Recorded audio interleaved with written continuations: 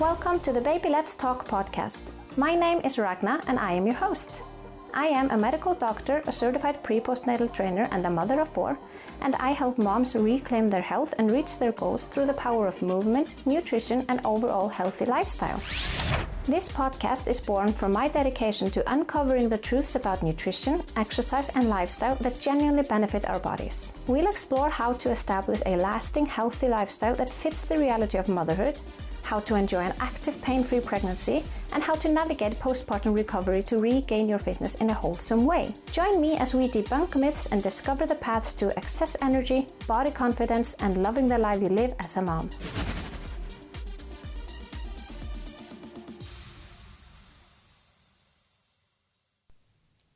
Hi, and welcome to episode 5 of the Baby Let's Talk podcast.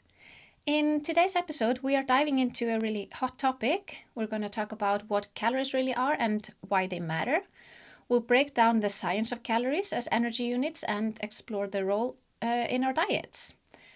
And we'll chat about what the basal metabolic rate is, or BMR, what the total daily energy expenditure is, or TDEE, and how to calculate our calorie needs. And we'll also tackle the popular calories in, calories out model, discussing why it's actually so wrong and how calorie restriction can affect our health and weight loss goals in such a negative way, and so much more. So let's dive into this very hot topic. So what are calories? Have you ever thought about that before? In scientific terms, a calorie is a unit of energy, and specifically it is defined as the amount of heat energy that is required to raise the temperature of 1 gram of water by 1 degree Celsius at a pressure of 1 atmosphere. So basically it's just a measurement of how much energy is needed in order to raise the temperature of 1 gram of water by 1 degree Celsius at the pressure of 1 atmosphere. And in nutritional science, we typically use the term kilocalorie, which represents the amount of energy that is needed to raise the temperature of 1 kilogram of water by 1 degree Celsius. But in dietary contexts, it's commonly just called calorie, not kilocalorie. In dietary terms, calories are used as a measure of the energy content in food and drink. That is how much potential energy some food and drink hold. That is how much energy our body is potentially able to produce from the specific food or drink. And the body needs to produce a certain amount of energy per day to perform basic physiological functions, such as breathing, circulating blood, and cellular repair.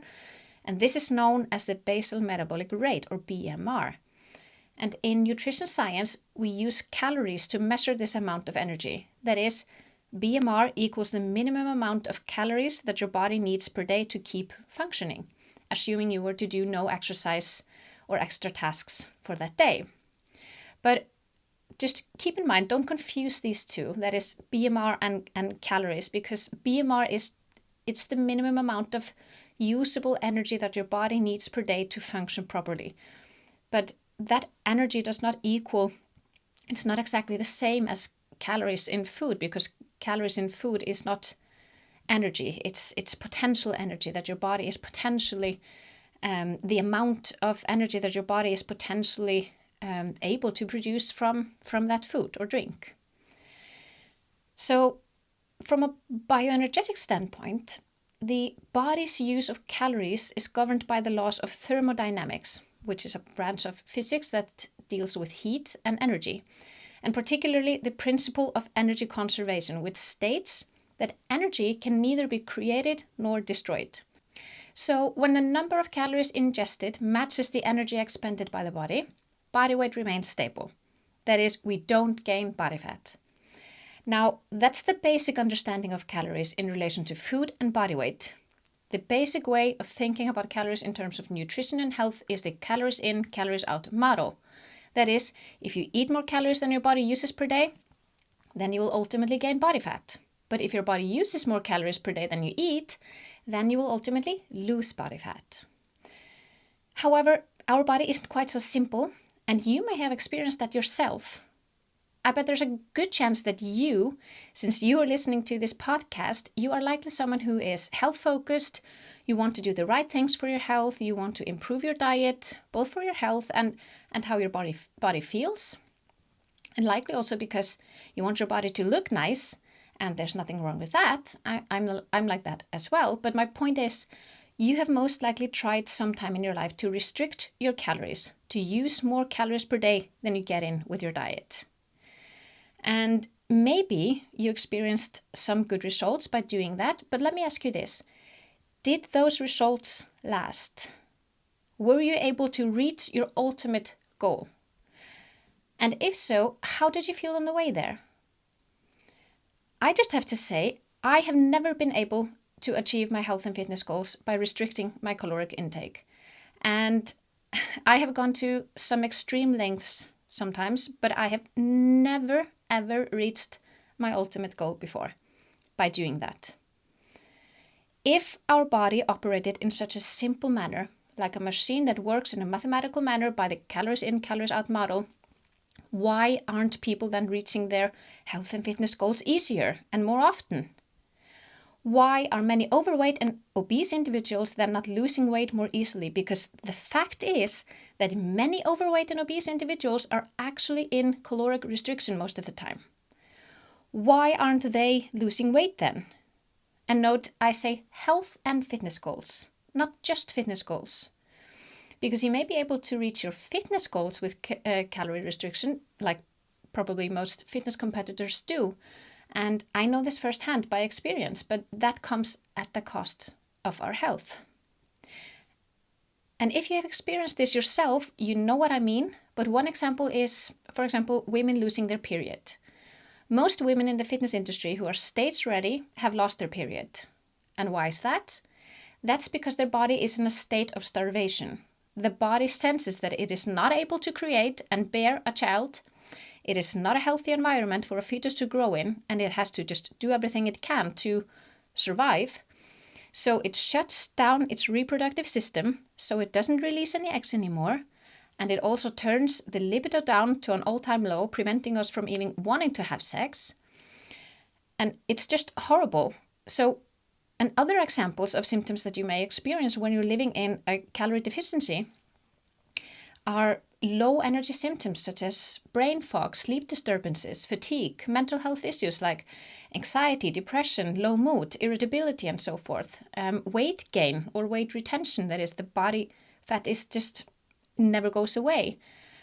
Cold sensitivity, you're always cold, feeling weak, frequent infections, catching a cold easier, urinary tract infections, respiratory tract infections, and so forth, digestive issues, and the list just goes on and on. So in terms of calories, they are simply a tool that we can use to figure out how much food we should consume in a day. But there are a lot of things that we must be careful of when we are using this tool. And this is highly misunderstood in today's health and fitness sphere. And I know that firsthand because I've been there. So in nutrition science, calories are used to get an understanding of how much potential energy some foods or drinks contain, and to compare the potential energy contents of different foods. But this number does not tell us anything at all about our ability to convert that potential energy that is conserved in the food to usable energy by our body's cells. There are a lot of variables that affect how much of the calories that are conserved in a food that our body is able to convert to usable energy. There are a lot of things that affect this. So, if it says on your protein bar that there are 235 calories in this bar, that does not mean that your body will produce exactly that amount of usable energy. That is 235 calories of usable energy. It does not mean that. And also, calories do not tell us anything about the quality of the food or the nutrient density. It is only an estimate of the potential energy that is contained within the food. It's an estimate of how much energy your body is able to produce from this food, given that your energy production process runs seamlessly. And in that regard, calories are a good tool to use to estimate how much food you're eating, but it does not take into account the quality of the food or the nutritional content. So we need to be very, very careful with giving calories too much power. So we can use calories to kind of map out how much food we are eating per day and use this measurement to adjust our food intake based on our health status, our fitness status, our goals, and so forth.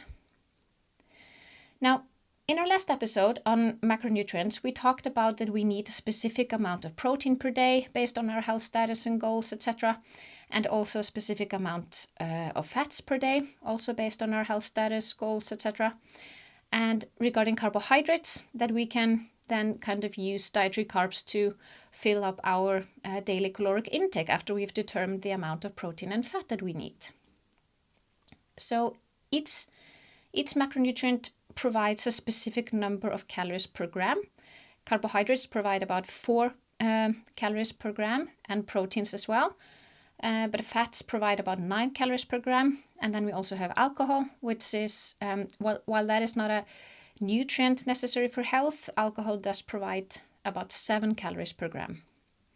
So depending on your individual protein needs and fat needs, and depending on your current health status and your goals, the carbohydrate ratio tends to be somewhere between 35-40% on the lower end and up to 60% of your total caloric intake. And then you find out your approximate golden number of calories, that is how many calories you should be aiming for in a day, depending on your BMR and your current health status. Are you severely underweight or overweight? Do you have any diseases or health issues, and so forth? And also depending on your activity level, and also in part depending on your goals. That is your goal to gain weight in form of muscle mass and maybe also some fat, if you're, for example, extremely underweight? Or is it mostly to lose body fat and gain some muscle as well? Or are you quite normal weight and mostly want to gain more muscle mass? Are you looking for getting stronger, better runner, run faster, swim faster, etc.? So to find out how many calories you should be aiming for in a day, we can use a calculator to first find your BMR, your basal metabolic rate, which is, as we remember, the minimum amount of calories that your body needs per day to keep functioning. But keep in mind here that this number does not take into account any exercise or movement in general. It's just a basic day of existing. Now, our BMR, which is also often talked about as resting metabolic rate, this is the amount of energy that we need to maintain basic physiologic functions in our body while at rest. That is, the basal metabolic rate or the resting metabolic rate is the amount of energy which is expressed in calories that our body needs for all basic functions, such as breathing, blood circulation, cell production, nutrient processing, protein synthesis, ion transport, and so forth. So for most individuals, the BMR accounts for the largest portion of our total daily energy expenditure, or TDEE, or about 60 to 75% of the total daily energy expenditure, or the total daily calories used. And we'll get to that a little bit later. Now, BMR, the basal metabolic rate, it varies greatly between several factors, such as sex, with men usually having a higher BMR than women due to greater muscle mass. Also age. BMR does decrease slightly with age due to loss of lean body mass and also hormonal changes. Body composition. Muscle tissue uses more energy at rest than fat tissue does, so more muscle mass results in a higher BMR. Body size as well, because as larger individuals who have more body mass, both muscles and fat, they tend to have a higher BMR than individuals who are smaller and thus have less body mass. Hormonal balance does also play a role here. Thyroid hormone significantly influence BMR, for example. Genetics, there is some genetic predisposition that plays a significant role. Temperature does play a role, both external or environmental temperature and internal or body temperature do affect BMR, where both higher and colder temperatures can increase metabolic rate due to the body working to maintain homeostasis or balance. and then also pregnancy, but BMR does increase during pregnancy to support fetal development and maternal health. So to calculate the BMR, we can do that on many places on the internet today. You can just find many BMR calculators online, and I'll put a link to one example in the show notes here. But most of the BMR calculators use the same equation, the Harris-Benedict equation, to provide an estimate of your BMR. But some calculators also take into account lean body mass. So if you do know your lean body mass or your fat percentage, you can put that in those calculators. But if you do not know that, many of these calculators will also estimate these numbers for you. Now, regarding the basal metabolic rate or the resting metabolic rate, this is the rate of how many calories we burn in a resting state during a day with no physical activity. If you would just simply lie on the couch for a whole day.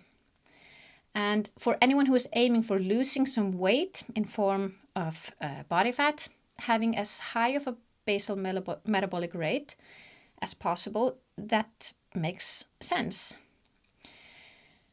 Now we're going to come back to a lot of the things that I have talked about earlier in this podcast about having an efficient energy production process that is efficient metabolism. Our BMR cannot be high if our metabolism is not efficient. That is, if the energy production process is not efficient, we cannot increase the rate of our basal metabolism, the basal metabolic rate. That's why the quality of your food is probably the most important thing to focus on in terms of diet. It is much more important than counting calories. And you might not believe me about that just yet, but we will work on that throughout this podcast.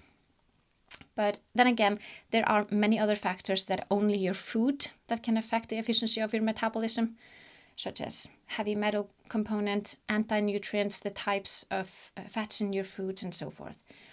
So to optimize or increase your basal metabolic rate or BMR, we can do that by increasing our muscle mass, for example.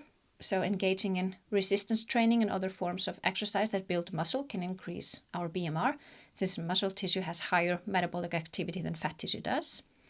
We can also do that with nutritional strategies, that is consuming adequate amounts of protein, both to preserve and build muscle mass and thus indirectly supporting a higher BMR, and consuming adequate amounts of fats to support our body's energy needs and physiological functions, and consuming adequate amounts of carbohydrates to avoid being in the stress hormone-driven catabolic state of metabolism for a prolonged period of time.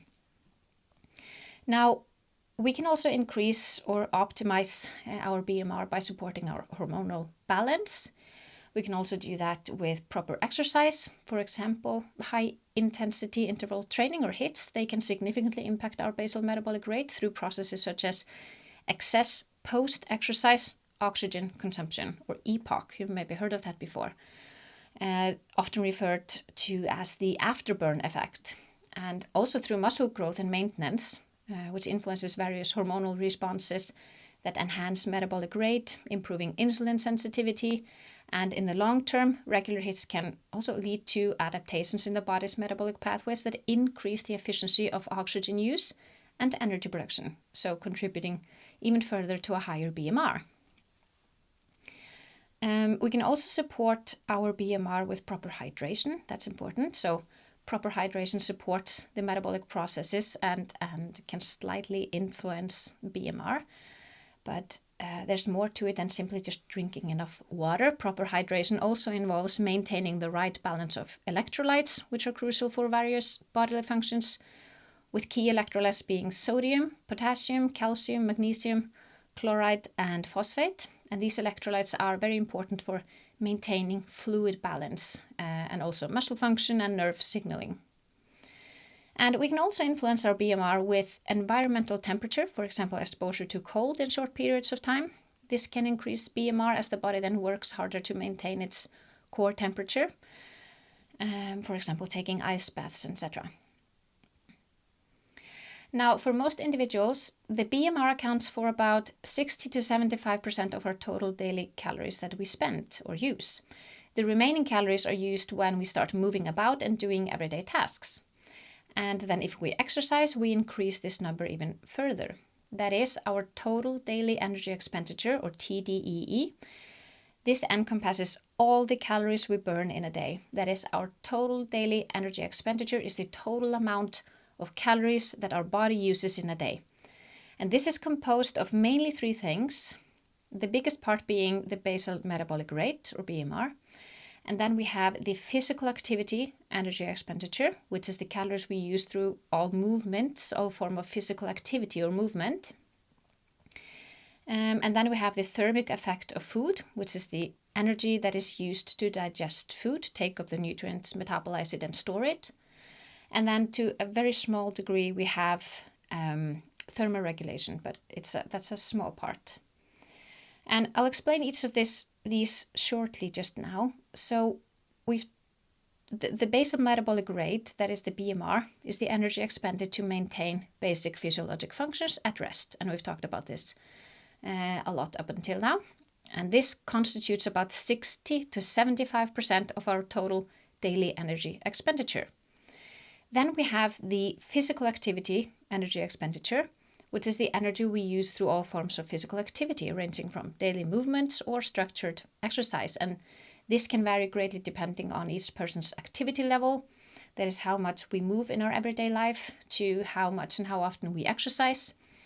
But typically, the physical activity and energy expenditure, the amount of calories we use each day for all kinds of movement, accounts for everything about 15 to 30% of the TDEE, or total daily energy expenditure, the total calories we use each day. And the main factors that influence the physical activity energy expenditure are, number one, activity level, with sedentary individuals having a lower physical activity energy expenditure compared to those who are highly active.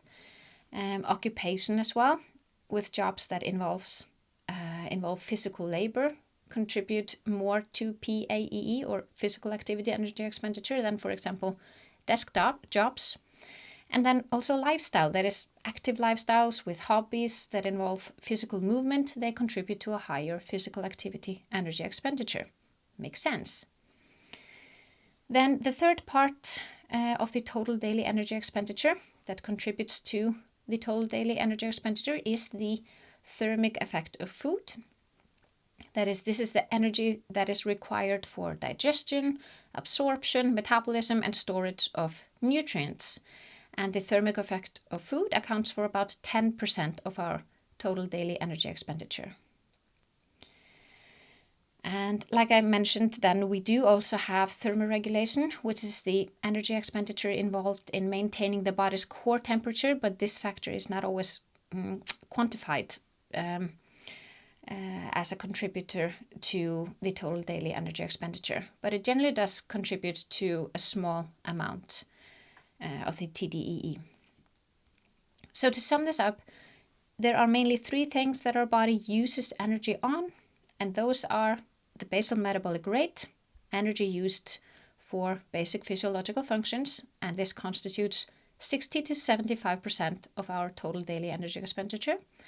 Then we have the physical activity energy expenditure, which is energy that we use for physical activities, including exercise and non-exercise movements, and this constitutes about 15 to 30% of our total daily calories that we use. And then the thermic effect of food, the energy that is used for digesting and metabolizing food. This constitutes about 10% of our total daily energy expenditure.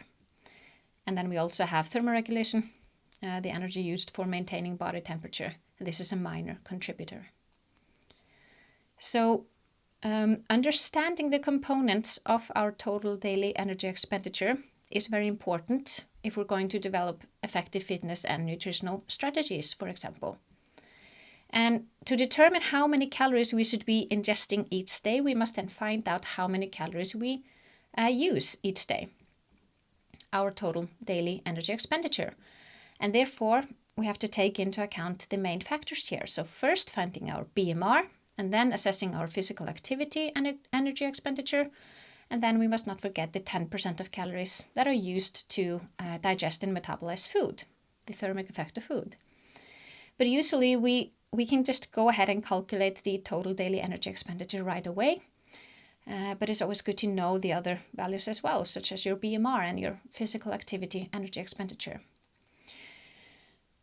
Okay, so I want to put this up in an example so that you can better envision this here. So if we take an example of a 32-year-old woman, she's a mother of 2 and her name is Sally. She is 168 centimeters tall, that's about 5'5". She weighs 72 kilograms, that's about 159 pounds. And she has no diseases, she is lightly active, goes for a 30 to 60 minute walk 2 times per week, and then she does some light strength training exercise or Pilates or yoga about 40 minutes 1 times per week approximately. So this is her rough starting point. She has now a goal of losing some weight, about 10 to 12 kilograms or 22 to 26 pounds. She wants a more fit physique, wants to be stronger, and wants to reduce her body fat mainly. So her target body weight is around 60 to 62 kilograms. But to make it easy, we'll just use 60. We'll say 60 kilograms or 132 pounds. Now, Sally's BMI right now, or body mass index, is 25.5, which is by definition overweight. Now, BMI or body mass index, this is a measure of body fat that is based on height and weight that applies to both adult men and women. That is, BMI is a very simple calculation that is used to assess whether a person has a healthy body weight for their height. And the formula for BMI is weight in kilograms divided by height in meters squared. So it's just a quick snapshot to check if your weight is in a healthy range compared to your height. But the drawbacks of the BMI is that it does not consider muscle mass or overall body composition, for example. So on the BMI scale, underweight is defined as BMI below 18.5. Normal weight is from 18.5 to 24.9. And overweight is defined as BMI from 25 to 29.9. And then obesity as BMI from 30 and above. And then within obesity, we have classes 1, 2, and 3. Now, back to our example. If we put Sally's values in a BMR calculator, then we get a BMR of 1,435 calories per day. And then we put the BMR into total daily energy expenditure calculations. But like I said earlier, we don't have to do it manually like this. We can calculate the TDEE or total daily energy expenditure directly using many online calculators as well. And I've put a link in the show notes also to an example of such calculators. But it's good to also know your estimated BMR. So I always do that as well. So for Sally, based on her activity level, which is lightly active, that is, she exercises 1 to 3 times per week, her total daily energy expenditure is 1,968 calories per day. That is, she uses about 1,968 calories per day. Now, I just have to mention that on many calculator pages like that, it provides you with some numbers on how many calories you should aim for based on different goals, such as weight loss or weight gain. But just be aware here that in most places where there are guidelines regarding the amounts of calories for weight loss, almost all of these base their numbers on the simple approach of the calories in, calories out model, which is, as we've talked about, overly simplified and may work initially, but as we have learned, our body does adapt to a calorie deficit in many ways, such as turning down our basal metabolic rate, shutting off or slowing down many physiological functions that are less important than others, and causing all sorts of health issues and ultimately stopping your weight loss progress. Now, like we talked about in the beginning here, is that calories are simply just one tool that we can use in relation to food intake. So for Sally here to be in good health, aiming for a caloric intake of about 2,000 calories per day, that is, I would say, her golden number, since her total daily energy expenditure is slightly below 2,000. So our basic way of thinking about food intake in relation to weight loss, that is body fat loss, is that if Sally here wants to lose weight in the form of body fat, she should aim for a lower amount of calories than what her body uses, right?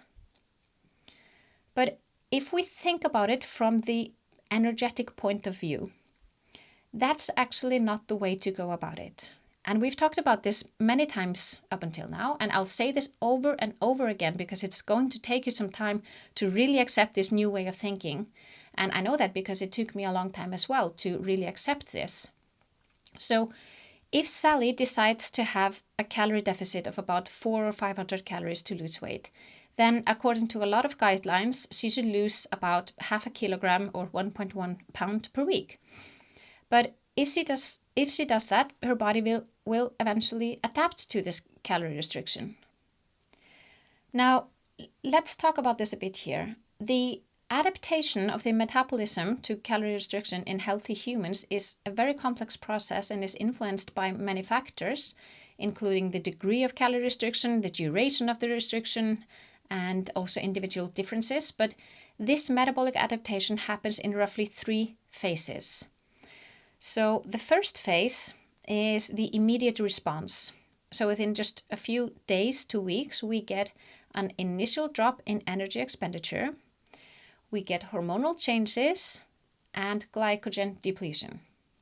That is, in the first days to weeks, the body initially reduces energy expenditure. So it reduces the energy it uses to save up energy. Hormonal changes then also kick in. That is, there are rapid changes in hormones such as insulin, leptin, ghrelin, and thyroid hormones, which regulate appetite, energy expenditure, and metabolism. And then also the body uses up its glycogen stores. And this can lead to a temporary loss of water weight, which can often give a false impression of rapid weight loss initially, especially if there's carbohydrate restriction here as well. And then after the first phase, after the immediate response, we have short-term adaptation, as it's called, which happens within weeks to months of calorie restriction. That is, we get a decrease in basal metabolic rate, the BMR. We get a reduction in non-exercise activity thermogenesis, or NEAT, you may have heard of that. And we enter a state of muscle preservation and loss. So I'll go into this in a little bit more detail. So regarding decreased basal metabolic rate, or BMR, after just a few weeks of sustained calorie restriction, sometimes this is just as little as 2 weeks, the BMR decreases as the body becomes more efficient in conserving energy. That is, this is a survival mechanism because being in a calorie deficient state is a state of starvation. So when you're in this state, your body slows down your metabolism so that it won't use up your energy stores too quickly, your glycogen stores, your body fat, etc. Meaning that your body tries to hold on to its stores, to your body fat, for as long as it can, so it may survive. Which is, when we think about it, not probably what you're after. If you've gone as far as restricting your calories to reach your physique goals, you're probably doing that because you want to get rid of your excess body fat, preferably as fast as possible. So back to our house analogy from our first episode. So basically, we're keeping a smaller fire in our fireplace. Now, what we also get is reduced non-exercise activity thermogenesis, or NEAT. That is, your body unconsciously reduces all sorts of spontaneous movements. That is, spontaneous physical activity and fidgeting decreases because your body doesn't want to waste energy on doing that. It needs to save energy because it is in a state of starvation. And this further reduces total daily energy expenditure, the amount of calories that your body uses in a day. And what does that mean? Yes, you are less active with your children, for example. When your 5-year-old asks if you want to go play football with him outside in the yard, your brain automatically says no to that because you have no excess energy to use on that activity. But of course, you might use your willpower and power through and do that, but you get the idea here that when your body is in this state, it is not keen to jump up and do every physical task there is. It rather wants to conserve all energy to simply survive. Now, in addition to this, we may also start to get muscle preservation and loss. That is, especially if you're not eating enough protein, which is quite common, and not engaging in resistance training, your muscle mass begins to decrease because amino acids in muscle protein are being used to contribute as an energy source for the body because the body is in a state of starvation. And what happens when your muscle mass decreases? Yes, your basal metabolic rate or BMR decreases as well. Now, if this goes on for months to years, then long-term adaptation will kick in as well, with sustained metabolic changes, plateaus in weight loss, and then potential weight regain. So regarding sustained metabolic changes, over the course of several months, your body will then undergo more profound metabolic adaptations, including further reductions in BMR and adjustments in metabolic pathways to maximize energy efficiency. And what you may also experience is then plateaus in weight loss, meaning that you get a plateau in your weight loss or body fat loss. That is, your weight loss comes to a halt, which is due to metabolic adaptation where the rate of weight loss slows down despite continued calorie restriction. And you may have experienced this firsthand, that you restrict your calories, lose some weight initially, which is probably water weight in the beginning when your glycogen stores get depleted, and then nothing happens for a little while until you start losing some weight again, and then things come to a halt again. And they stay there. So then, because nothing's happening anymore, you automatically think that you're just simply not strict enough. So you cut down on your calories even more, or increase your calorie expenditure by increasing exercise, for example. And then you lose a little bit of weight again until your body adapts again, and so on and so forth, into this vicious cycle of calorie restriction. Now, also what may happen ultimately is potential weight regain, despite calorie restriction. That is, prolonged calorie restriction that goes on for a long period of time can lead to an increase in appetite and changes in satiety hormones because your body is trying to force you to find more food because otherwise you're on the path of destroying it. You are dying. So this makes it very challenging to maintain weight loss in the long term with calorie restriction. Okay, so if calorie restriction is not the way to go about it, then what is the answer? So the answer here may sound complex to some, but maybe simple to others. And many may still think that this is not the way to go about it if you want to lose weight. Like I said, it may take you some time to actually implement this new way of thinking. But the answer is simply not calorie restriction. We humans are not simple machines that function through a simple mathematical equations like the calories in, calories out model. However, there are, of course, nuances here, but in short, this episode was not supposed to revolve around weight loss. We'll get to that in more detail in a separate episode, but we need to touch on some things here. So in order to lose weight, that is lose body fat, while maintaining good health, we need to support our metabolism to the max, making energy production as efficient as possible and having as high of a BMR as possible. And in order to do that, we must maintain good hormonal balance. We must keep stress to a minimum, that is, reduce metabolic stress, that is, being in the stress-driven catabolic state of metabolism for too long, the state driven by the hormones glucagon, adrenaline, and cortisol mainly.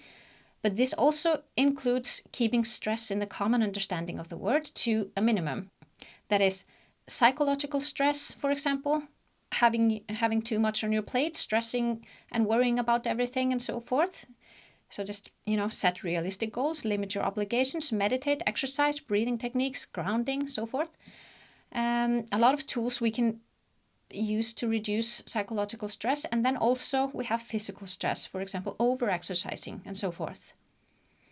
Now, other things that we can do to support our metabolism to the max is to make sure that you get enough sleep, get some sunlight, exercise. And then in regards to diet, the way to achieve all of this is to make sure that you get as much potential energy in the form of calories as your body needs in order to function properly based on your health status and activity level, and to get enough protein and fat based on your health status or goals, like we talked about in our last episode, and then fill in the rest with carbohydrates, ensuring that we also get enough carbohydrates to not be signaling to our body a state of lack. That is, to make sure that our body does not rely too much on stress-driven mechanisms to provide energy for its cells. We want to be in a state of abundance and not a state of lack. And the last major factor in regards to diet is to make sure that the quality of the food you are eating is top notch. Your source of energy, your calorie source, where you get your macronutrients from, the proteins, the fats, and the carbs, this is very important. Calories are not just calories. You've probably heard this saying before, that calories are calories, which basically means that it doesn't really matter that much where you get your fats and proteins and carbs from. All carbs are the same, all protein is the same, all fat is the same. It's just a number. You just have to get this and this and this amount of calories in the form of these macronutrients. And the source doesn't matter that much. This is not accurate. This is not true. Just trust me on this. This is not something I believe. This is not true. The quality of our food matters so much more than we have been made to believe, actually, for the past decades. This means the right fats, the right protein, and the right carbohydrates. And in life, the right types of foods should be based on how our body functions on the most basic level. That is, on a cellular level. Because when the cells operate seamlessly, then our tissues, organs, organ systems, and ultimately our whole body operates perfectly. So, because it's our cells that use the nutrients from the food that comes in, and if they don't get the nutrients, the macro and micronutrients that support their function, then they're going to function properly. And then the tissues that the cells make up will not function properly, and then the organs that the tissues form may start to function poorly, and then some organ systems, and then we can get all sorts of health problems, everything from skin rashes, hair loss, acne, bowel problems, poor immune system, troubles concentrating, brain fog, anxiety, depressed mood, to full-on diseases like metabolic diseases, diabetes, autoimmune diseases, cancer, Alzheimer's, age-related macular degeneration, which is an eye condition, and so on. So now, for example, if we talk about fats shortly here, the fats we get from our food are in part used by our cells as a source of energy, and in part used also for a variety of physiological processes such as hormone production, and part is used for maintenance of cellular health, and some part is put to storage to use later. But in regards to our cells, fats are fundamental components of the cell membranes. That is, fats are an important component of the outer membranes of our cells. And the membranes, also the members of the mitochondria, which are the powerhouses of our cells that produce energy. And the fats we get from our diet are essentially integrated into the membranes of our cells and into the membranes of the mitochondria. And like we talked about in our last episode, there are different types of fats, that is saturated fats, monounsaturated fats, and polyunsaturated fats. So the types of fats that compose the cell membranes are dependent on the types of fats that come in with our diet. Meaning that, for example, if we get a lot of polyunsaturated fatty acids or PUFAs from our diet, more and more PUFAs are integrated into the cell membranes and into the mitochondrial membranes in place of saturated fatty acids or other less unsaturated fatty acids. And this can change the physical and chemical properties of the membranes. And we will dive into this in much more detail in our upcoming episode. But in short, polyunsaturated fatty acids are more unstable than saturated fatty acids, making them more susceptible to oxidative damage. Also, they increase the fluidity of cell membranes. That is, they make the cells too fluid, affecting the cell's ability to regulate what enters and exits the cell, including nutrients, ions, and waste products. And it can also influence how well receptors on the cell surface respond to hormones and other signaling molecules. Now, PUFAs, or polyunsaturated fatty acids, they cause enhanced inflammatory responses as well, because some PUFAs, such as omega-6 fatty acids, are precursors to inflammatory molecules called eicosanoids. So having high amounts of those fatty acids integrated in our cell membranes can lead to more production of pro-inflammatory eicosanoids, leading to increased inflammation. And as we all know, chronic inflammation is a risk factor for many diseases, such as cardiovascular diseases, diabetes, cancer, and so forth. And all of this can lead to impaired cell function and premature aging. That is, ongoing oxidative stress and chronic inflammation can accelerate cellular aging and dysfunction. And that leads not only to the natural process of aging, but also to age-related diseases, such as Alzheimer's disease, cardiovascular disease, age-related macular degeneration, which is a leading cause of blindness in the Western world, and so forth. So age-related things are coming to us sooner. Now, saturated fats, however, have been shown to be more beneficial for cellular health and metabolism for several reasons. Number one being stability, because saturated fats have no double bonds between their carbon atoms, making them highly stable and less prone to oxidative damage when they're used for energy or when they are stored in cell membranes. And this stability makes them a reliable source of energy without contributing to oxidative stress, which can damage cells and lead to chronic inflammation and disease. Now, saturated fats are also more beneficial for cellular health because saturated fats contribute to the rigidity of and integrity of cell membranes, ensuring that the cell functions properly and can communicate properly.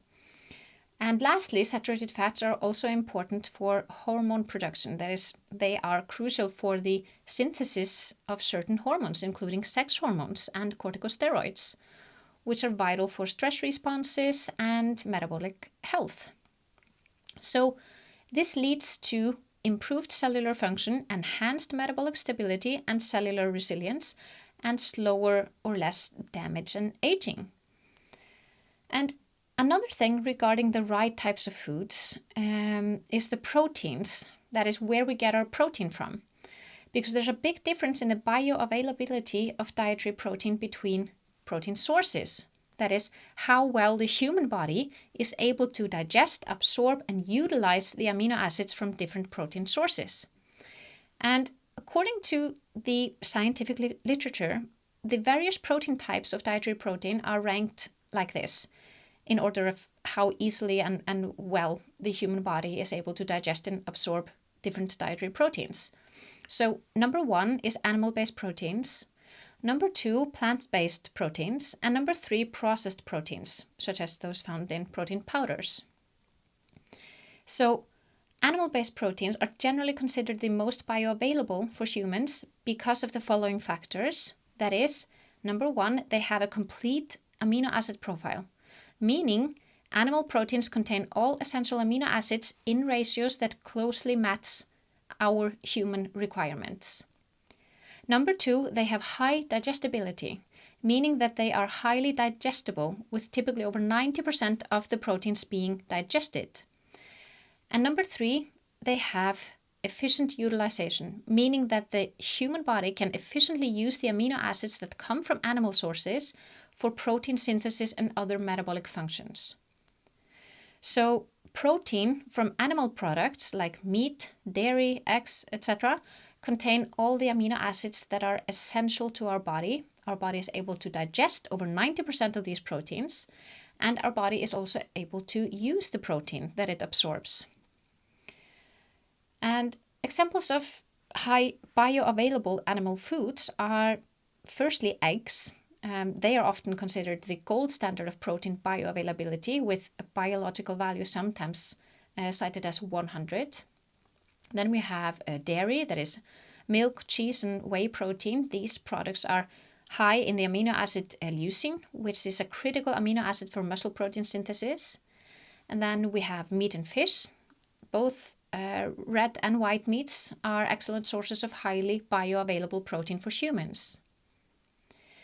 Now, in terms of plant-based proteins, they are generally less bioavailable than animal proteins due to the following factors. And this took me a while to accept. I just have to admit, I've been a vegan and a vegetarian for years. So firstly, they have incomplete amino acid profiles, meaning that some plant proteins may lack one or more essential amino acids. Number two, the presence of anti-nutrients affects the bioavailability of plant proteins. That is, plant components such as phytic acid, saponins, tannins, and fibers that are in plants. These components can interfere with protein digestibility and nutrient absorption, meaning that we don't digest plant proteins as well because of these compounds, and we don't take up all the protein we are ingesting because of the anti-nutrients in plants. And thirdly, plant proteins have also lower digestibility. That is, in general, they are less digestible for humans than animal proteins. But this can be improved in part by processing like cooking and fermentation and sprouting. Now, then we have the processed proteins, such as those that are found in protein powders like whey, casein, and soy isolates. And although these proteins offer high bioavailability because they're isolated and purified and thus they're easy to digest, they are ranked at number 3 because this is a processed product and processed proteins don't provide much other nutritional value. Now, then in regards to carbohydrates, as this is our main source of energy for producing energy for our body, we should choose wisely here where we get this nutrient from. So, as we want to have an optimal energy production and minimal stress on the body systems, we should prioritize carbohydrates sources that are based on their potential to provide clean, efficient energy while minimizing exposure to substances that do not support our metabolism, the cell's energy production process, such as anti-nutrients and gut irritants.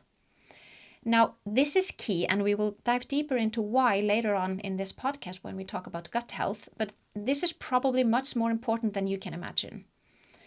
So, when taking this into account, carbohydrate sources are ranked in the following order from best carbohydrate sources for the human body to the worst. So, number 1 is fruits, number 2 is dairy, number 3, vegetables. Number 4, whole grains. Number 5, legumes. And number 6, nuts and seeds. And I'll explain shortly why each category is ranked where it is. So, fruits are ranked first because they provide simple sugars for quick energy. They are generally lower in anti-nutrients than, for example, vegetables. And they are rich in vitamins, minerals, and antioxidants to support our metabolic processes. They are also less likely to cause gut irritation compared to, for example, grains and legumes, making them a top choice for maintaining energy balance and cellular health.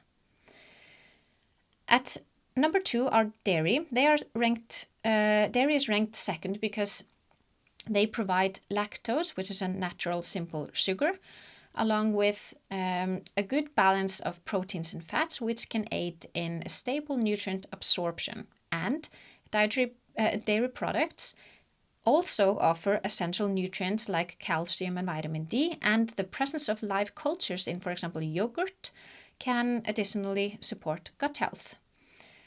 Now, vegetables, they contain many micronutrients that are important for our overall health, and fiber also, which is important for optimal gut health. But vegetables often contain complex carbohydrates that are not completely digested by the human gut, or maybe undigested in the small intestine, like starches and fibers. And this can lead to this does lead to less availability of energy sources for the body. That is, the carbohydrates are not digested fully or at all. So they're not taken up into our bloodstream and used by our body to produce energy. And these carbohydrates that escape digestion in the small intestine then pass into the large intestine, where they then feed the bacteria that are there. That is, they are fermented by gut bacteria. And that fermentation process, in that process, short-chain fatty acids are produced, which are beneficial, but in large amounts, when in excessive carbohydrate fermentation, that can also lead to gas production and bloating. And also, the intake of complex carbohydrates found in vegetables can also influence a condition called SIBO, S-I-B-O, if you've heard of that, or small intestine bacterial overgrowth, which occurs when there is an abnormal increase in the number of bacteria in the small intestine, especially types that normally reside in the colon, the large intestine. Now, complex carbohydrates that are not fully digested in the small intestine can serve as food for bacteria, promoting their overgrowth, and when they are undigested, when these undigested carbohydrates reach the small intestine, they can ferment prematurely, providing a breeding ground for bacteria. And the fermentation of these carbohydrates in the small intestine, instead of the colon, can lead to symptoms of SIBO, such as bloating, gas, abdominal pain, diarrhea, and also constipation. And also, diets that are high in complex carbohydrates can sometimes affect gut motility, leading to slower transit times. And such sluggish movements or slow movements can exacerbate the bacterial overgrowth by allowing more time for bacteria to ferment the undigested carbohydrates. Now, whole grains are ranked fourth because they are high in anti-nutrients like phytates, which can bind minerals and reduce their absorption, meaning that the minerals go straight through our digestive system because phytates bind to them, so we cannot absorb them. And grains are also high in saponins, which can have negative effects on our health, such as leading to gut irritation and increased gut permeability, and interfere with nutrient absorption. Now, the fiber in whole grains can also cause irritation in some individuals, and another quite common condition is gluten intolerance, where individuals experience adverse reactions after consuming gluten, gluten is a protein that is found in wheat, barley, and rye. And gluten intolerance is probably due to some immune response or a direct irritation of the gut cells by gluten. And common symptoms are digestive issues like bloating, gas, diarrhea, and constipation, but also neurological symptoms like fatigue, along with other symptoms like depression, joint pain, skin rashes, and anemia. Now, gluten can also cause damage in the intestinal lining, the inner lining of the digestive tract, which can lead to an autoimmune response and ultimately lead to then a disorder that is called celiac disease. Now, legumes are ranked in fifth place for a similar reason as whole grains are ranked fourth. That is, they contain anti-nutrients like phytates and lectins that can interfere with nutrient absorption and potentially irritate the gut. And then nuts and seeds are ranked last as they are high in phytic acid, which bind minerals, reducing the absorption of minerals. And in addition to that, they also contain other anti-nutrients like tannins and enzyme inhibitors, which can interfere with digestion and nutrient absorption. Then, just apart from the carbohydrate view, nuts and seeds do contain high amounts of polyunsaturated fatty acids, which are not so preferable maybe in high amounts. So, from the bioenergetic perspective, this ranking of carbohydrate sources focuses on optimizing nutrient availability, minimizing gut irritation, and supporting efficient metabolic processes, with fruits and dairy generally providing quick, clean energy with minimal anti-nutrients. And when we talk about gut health in more detail later in this podcast, we will dive deeper into details about all of this in relation to our digestive system, that is, how it is designed and so forth. Now, back to our calories and optimal macronutrient ratios. So, in general, for a person who is normal weight with relatively good amount of lean muscle mass and who simply wants to maintain their form, that is not necessarily aiming for losing body fat or building a lot of muscle mass, that person should be aiming for at least equal amounts of calories as the total daily energy expenditure. And maybe up to 200 to 400 calories more than that, especially on extra stressful days, like if there are days with extra challenges at work, extra workouts and so forth. Also because we don't know if you consume exactly 2,000 calories, which is your total daily energy expenditure, we don't know how efficiently you make energy from these 2,000 calories. You probably don't get all of the 2,000 from your food that you think you're getting from your food. Just a side note here. Now, if we look at Sally's example again, and remember, Sally is a 32-year-old mother of two. Her height is 168 centimeters or 5'5". Her weight is 72 kilograms, about 159 pounds. She is lightly active. That is, she goes for a 30 to 60 minute walk 2 times per week and does a light strength training exercise or Pilates or yoga 40 minutes approximately 1 times per week. And her goal is mostly to lose body fat while gaining a bit more muscle mass. More specifically, she wants a more fit-looking body and reduce her body fat. She currently has a BMI or body mass index of 25.5. Her BMR or basal metabolic rate is 1,435 calories per day. And her total daily energy expenditure is 1,968 calories per day. And while we keep in mind that our body does not operate by the simplified calories in, calories out model, calories are a good tool that we can use when we are estimating our food intake. But before we conclude approximately the amount of calories we should be aiming for, we must take into account our starting point. That is, where are you coming from? So you need to be real with yourself and map out your diet.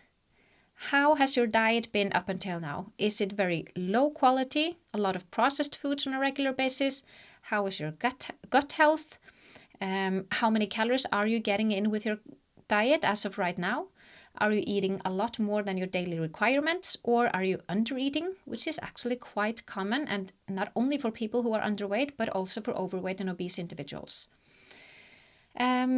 You need to think about how are your macronutrients? Are you getting enough protein or too little protein, which is also actually quite common? And then where is your protein coming from? Are you getting it from sources that are very bioavailable? Are you able to use the protein you think you're getting in?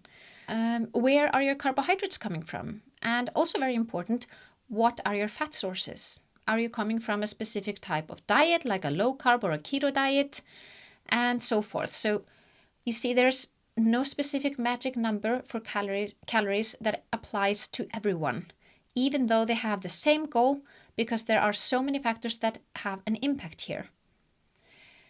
And let's take Sally's example. And let's say that her diet up until now has been quite basic European Western diet, with a lot of grains, oatmeal, pasta, granola, some bread, pizza, etc. Some vegetables. On a regular basis, is trying to eat more vegetables than she does.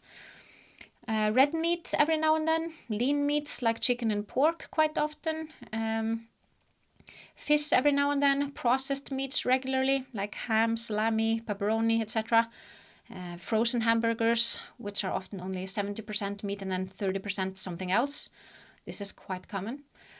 Fruits every now and then, various dairy products, and much more processed and packaged food than she actually realized until she mapped out her diet, like frozen pizza, hot dogs, protein bars, plant-based burgers, plant-based milks, yogurts, etc. crackers, cookies, candy and chips on weekends, ready-made sauces and dinners almost every day or most days of the week. She orders takeaway about once a week, some weeks more often than others, and because she buys something quick and easy at work during lunch and so forth. So in terms of food quality, there's a lot that Sally can improve here. And let's say that her caloric intake right now, when she's deciding to make a change, is about 1900 to 2000, which equals her current total daily energy expenditure. And then her first step should actually not be to decrease the calories to reach her goals. Her first step should be to improve the quality of her diet. So getting 1900 to 2000, rather 2000 calories from high quality whole foods is completely different than the 1900 or 2000 calories she's getting from the foods she is eating right now. So for Sally, I would say that it's not necessarily necessary for her to change her calorie number here, but to aim for about 1900 or closer to 2000 calories from the right energy sources, the right foods. And we'll probably do another separate episode where we get into the detail of what foods to eat to support your energy balance. But I think you already maybe are starting to get the idea of what foods to eat and what to avoid, at least some idea. Now, another important factor for Sally in order for her to gain optimal health and reach her goals are her macronutrients. So Sally here is not getting enough protein in her diet. You know, a typical day for her is oatmeal with some almond milk and nut sprinkles and chia seeds in the morning, a protein bar or some fruit at around 10 o'clock because she can't last until lunchtime. Then she has some store-bought burrito or a pasta salad or some other takeaway or cafeteria food for lunch. And then a crisp bread with cream cheese and ham after work. And then sometimes some crackers or something to snack on while she's making dinner. And then a veggie lasagna and garlic bread for dinner. And then something to snack on in the evening.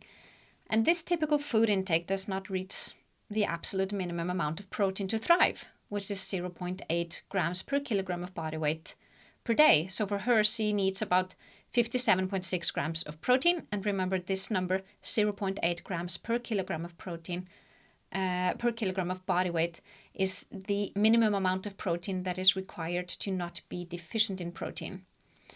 Now, some days she may reach that amount when she eats some meats, for example, but she is never reaching the lower optimal amount of protein intake for all physiological processes and muscle maintenance and so forth. That is the minimum amount of protein intake for optimal health, which is 1.2 grams per kilogram of body weight per day. And for her, that's about 86.4 grams of protein per day. And remember, the optimal amount of protein ranges from 1.2 grams per kilogram of body weight per day to 1.6 grams per kilogram of body weight per day.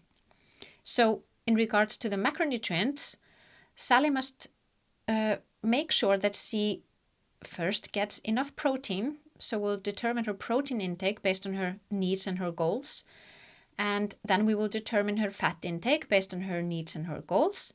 And then we will fill in her calories with carbohydrates. Now, I like to do it this way. And then we'll see where it gets us in terms of percentage. That is the ratio of protein, fat, and carbs, so the daily calories. And then we can make some adjustments there if the ratios are not quite how we want them to be. So for Sally, based on her starting point and her goals, she should aim for at least 1.6 grams of protein per kilogram of body weight or target body weight.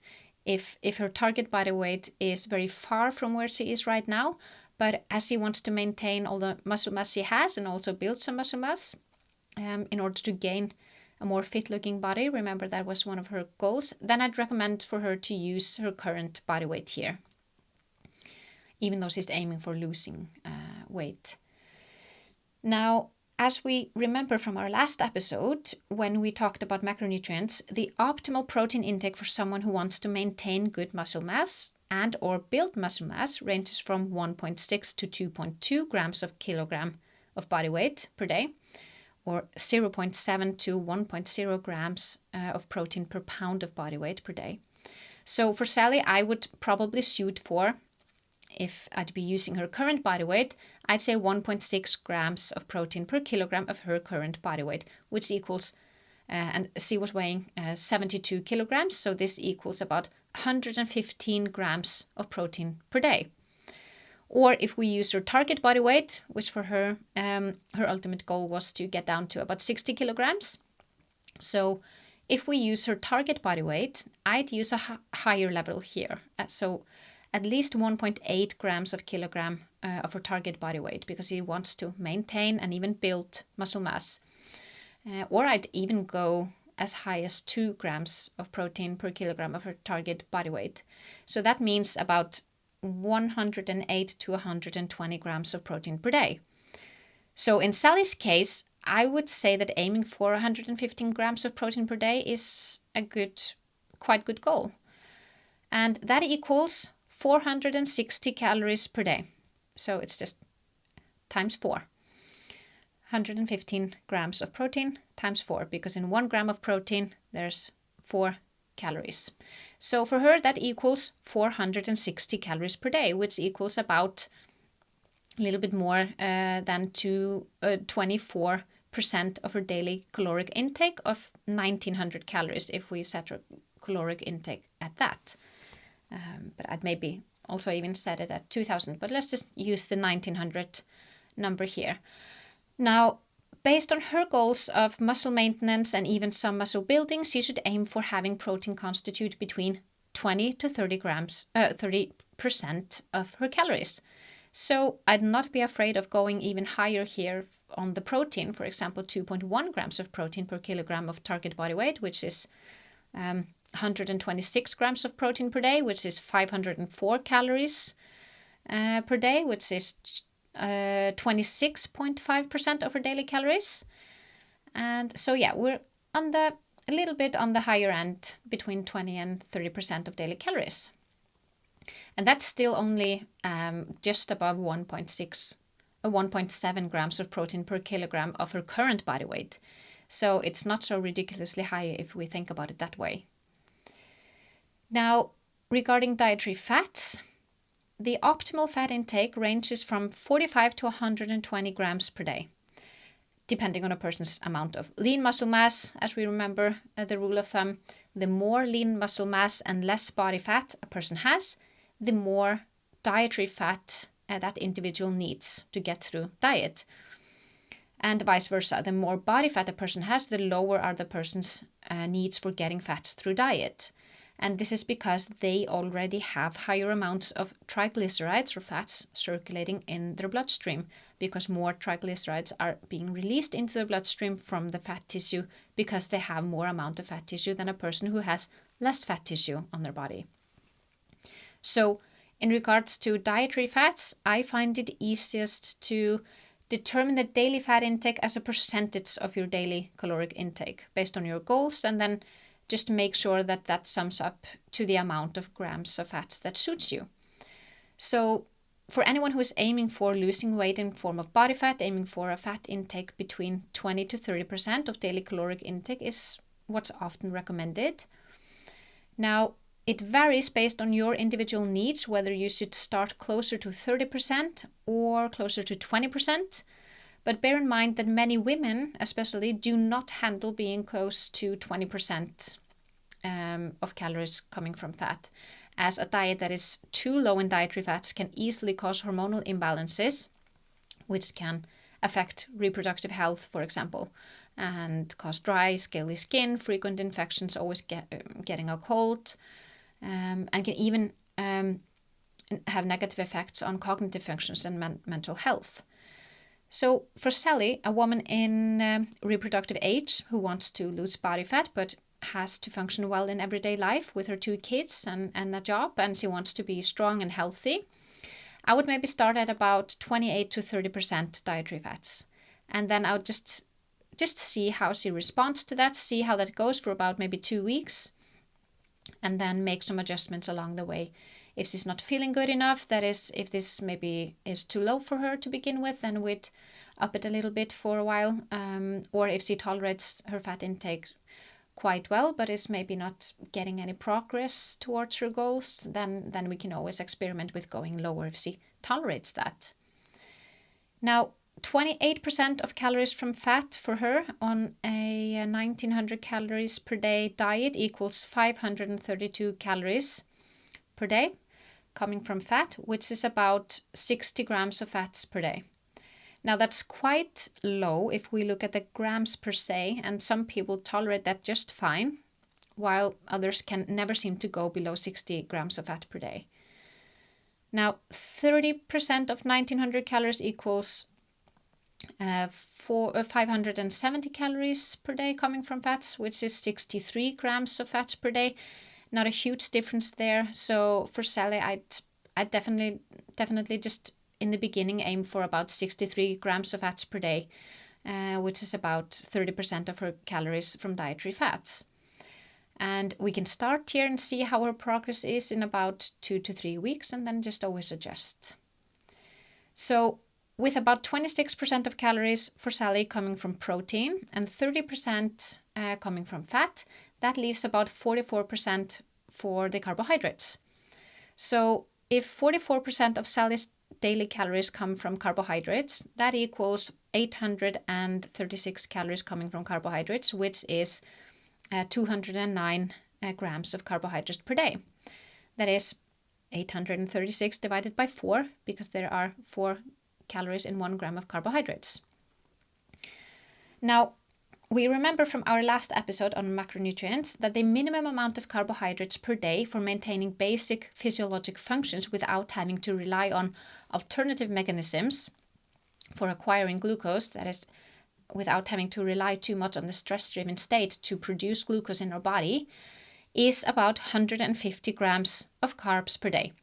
That's the absolute minimum to minimize endogenous glucose production, that is, glucose production in the body, which we remember only happens in the stress hormone-driven state, and we want to avoid relying on that state too much. We do rely on it when we sleep, for example, and when we need it, but we don't want to rely on that state too much. Then the minimum daily amount of carbohydrates required for an average person to maintain a well-functioning body is about 220 grams per day. And according to most dietary guidelines, the recommended carbohydrate intake should be somewhere between 225 to 325 grams per day, based on a 2000 calorie diet. So this number that we have for Sally's carbohydrate intake, 209 grams per day, doesn't sound so bad. It does absolutely not sound too high, as it's quite close to the lower margin of the optimal carbohydrate intake for a well-functioning body in good health. So Sally might try this out for a couple of weeks, or maybe even more, and then just always needs to adjust these numbers as she goes. So if she, for example, doesn't feel like she's getting enough results in terms of change in her body composition, and or if she's not feeling good enough, for example, feeling a bit out of energy, weak, drained, etc., then I would recommend that she would increase her caloric intake by adding more high-quality carbs to her diet, for example. And by doing that, she increases her caloric intake and changes up her percentages as well. So her dietary fat percentage decreases without actually changing the fat intake at all. Now, I just want to point out to you, so that you keep that in mind, that in this example of Sally, I used the number 1900 calories, given that she was not going to change her activity level at all. But if she's going to do that, that is, increase her activity level as well, by, for example, working out 3 to 4 times a week instead of once a week, plus the walks, then it's crucial to take that into account. Now, ultimately, when we have come to a place where our diet is composed of foods that support our cellular metabolism, we want to be aiming for staying slightly above our total daily energy expenditure in caloric intake, because these numbers, the total daily energy expenditure and the calories reported in our food, are simply estimates of what our body uses and how much potential energy there is in our food. And there are a lot of factors that aren't taken into account in all of these calculations. For example, they don't take into account how well each one of us absorbs and uses the nutrients in the foods that come in. This is one factor that varies greatly between individuals. They also don't take into account variables such as, how's your digestion? How are your stress levels from a day-to-day basis? That is, do you have a highly stressful job? Are you going through tough times like a breakup or a divorce? Some challenges with your kids, etc., etc. There are a lot of things that both affect how well we digest and absorb the nutrients we use to produce energy, how well our cells are able to produce energy from these nutrients, and what our body uses its energy for. And like we talked about in the first episode, the goal is to stay in energy surplus so that our body is confident enough and trusts us enough so that it won't go into an energy deficient state, a state of starvation, where it must rely on alternative mechanisms to provide energy sources. So if you provide your body with more than enough of good quality energy sources, it will start repairing what has been broken down. It will upregulate again all physiological functions that have been downregulated, like the reproductive system, the immune system, certain brain functions like concentration levels, mood, etc. And it will start building up your body again, building muscle mass. It will start trusting you enough to stop storing so much energy sources in your fat tissues, and it will rather use these energy sources for building up the body and improving physiological processes. And when we're starting our journey, we have to begin somewhere. And in Sally's case, for example, if we find out that her daily caloric intake right now, when she decides to make a change, is on average throughout the week slightly below her total daily energy expenditure, or let's say about 1,700 calories, and that's not uncommon for women and also for men for that matter, who are normal weight, overweight, or even obese. And like we've talked about before, that's because her diet is lacking in quality, making her metabolism inefficient, so she stores more of the energy sources that come in as body fat because her body cannot use it efficiently enough to produce energy. So if you find out that your daily caloric intake is actually below your total daily energy expenditure, yet you're still gaining weight as body fat, or at least you're not losing the body fat you want, then it's almost guaranteed that your diet is lacking in quality and that your metabolism has adapted to this state. So in that case, for Sally, if her average daily caloric intake is about 1,700 calories, which is below her total daily energy expenditure, then I'd also start around the same number as her total daily energy expenditure. Meaning that we are increasing her average daily caloric intake, and that is totally fine because we're improving the quality of her diet. We're getting rid of a lot of things that are bad for her metabolism and for her cellular health, and we're replacing it with foods that will support her metabolism and fix her cellular health. We do not want to signal to her body a state of lack, a state of deficit, because then she will still rely on stress-driven mechanisms to supply energy sources for her cells. So in her case, going straight to a number close to her total daily energy expenditure is good. Now, if Sally was very far off on her calories, let's say she was only getting in 1,200 calories on average, then I'd recommend maybe taking it a little bit more slowly, maybe increasing it up to 1,700 for the first 1 or 2 weeks, and then go up to 1,800 for a week or two, and then 1,900 and 2,000 after that maybe. All dependent on how she responds, of course. If she were, however, coming from a place of, let's say, 2,400 calories on a daily average, and with the diet that she's on, then I would also go down to close to her total daily energy expenditure to begin with, let's say 2,000 calories, and then adjust it along the way if necessary, dependent on how she responds. So You see, our starting point is very important, but the goal is always to stay close to your total daily energy expenditure and then eventually increase it at least a little bit in the long run, depending on other changes in our lifestyle. Like exercise, if we start exercising more, we've become more active and so forth. Now, before we wrap up, just one last thing regarding all of this is that if you calculate your total daily energy expenditure based on your current lifestyle, and then you slowly but surely change your lifestyle completely, then you must keep in mind that you have to take that into account and adjust your intake along the way. Because if you decide to set your caloric intake on your usual total daily energy expenditure, and then you slowly but surely increase your activity level significantly, then you'll end up in calorie deficit, which we don't want in the long run. So just make sure that you reassess your numbers regularly after you have made the changes in your lifestyle, or as you may lose significant amount of body weight, for example, and so forth. So mapping out your starting point is very important. See where you're coming from, and then you can plan ahead and take into account any changes in your lifestyle that you plan on, and then always adjust your calories and macronutrients along the way, depending on how you respond, how you feel, and so forth. But the most important take-home message regarding calories is that you use calories as a tool to make sure that you get in enough energy sources each day so that your body at least has the chance to meet all its energy demands. And while calories are a nice tool to use, always keep in mind that the quality of your food is much more important than following the exact calorie number. And lastly, don't give calories too much power over you. You have to check in with yourself and be honest.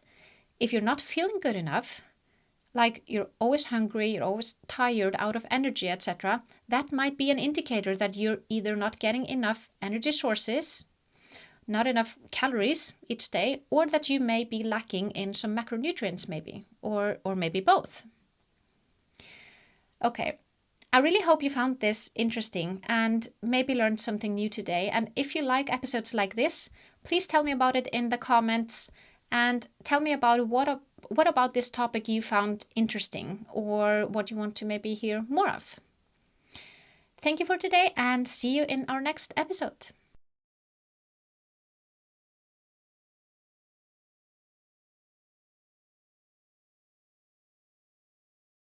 Thanks for tuning into this episode. If you're looking for more information or want to check out any studies I reference, head on to my website, babyletsmove.com. You can also join me for a workout through my app called Baby Let's Move, available in both App Store and Google Play. And don't forget to connect with me on Instagram and YouTube for even more content.